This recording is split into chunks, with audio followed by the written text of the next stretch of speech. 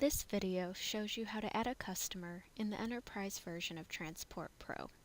Follow the path in the menu, Customers, Add Customer. A customer information window will open. Select the customer type.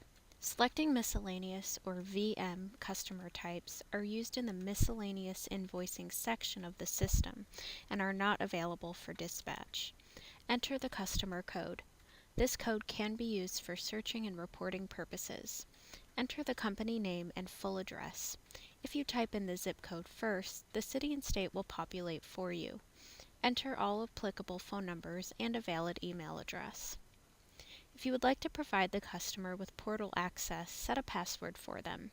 Any dispatch notes you enter here will automatically insert on the load information screen for dispatchers when this customer is entered. Mark whether or not this customer can broker loads. If you check this box, the system will prevent dispatchers from dispatching a broker carrier on any of these customers' loads. If this customer can be used by more than one terminal within your organization, leave the terminal field blank.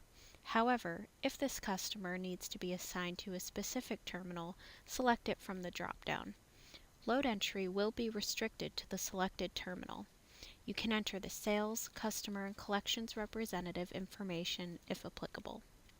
If you have a contract with the customer, enter the contract date. If the customer has a fuel surcharge matrix that you're going to set up, you need to mark how the fuel surcharge should be set up, as well as the fuel surcharge region the customer is in. The fuel surcharge will be automatically calculated for the customer based on these settings when this customer is entered on a load. Next, mark whether or not the customer factors and how the customer is going to pay you. Now, let's look at the deliverable receipt options, which will determine how this customer will receive invoices and proof of delivery documents. Invoices can be sent to your factoring company via email or FTP. If you need to send a hard copy to your factoring company, you will want to make sure that the hard copy box is checked for this customer because the system will drop the invoice into the print queue for you. If you select the combined billing option, it means that every time you bill this customer, the amount will be presented in a lump sum format, even if you break out freight, fuel, and accessorials on the load. You can mark the specialty billing box if you want to let the billing personnel know that there is something special about billing for this customer. The sister company option prevents terminal commission calculations anytime this customer is used on a load. If you have EDI billing set up, you can select your EDI billing map.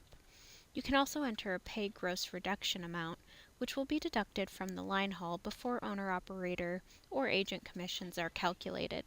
This will not affect any flat-rated owner-operators or broker carriers dispatched on these loads. Let's move on to the insurance information section.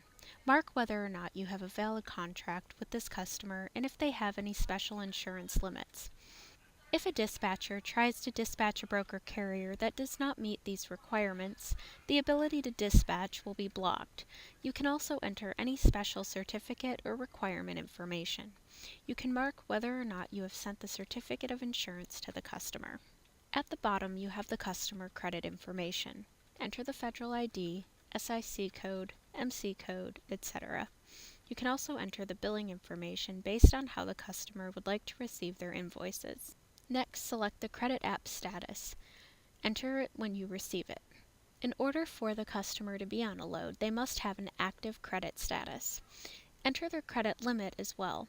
If you want the customer to have a $10,000 credit limit and receive a warning when they reach $8,000, you can set that here.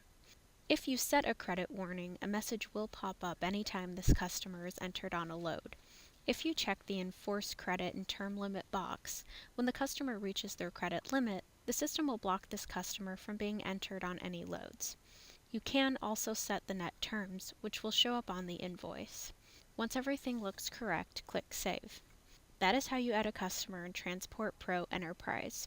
If you would like to schedule a demonstration or have any questions, please call us at 800-800-5917 or email us at info@transportpro.net. You can learn more about us by visiting our website, www.transportpro.net. If you are ready to sign up, you can do so by visiting the features page of our website and clicking Learn More. Thank you for watching this video.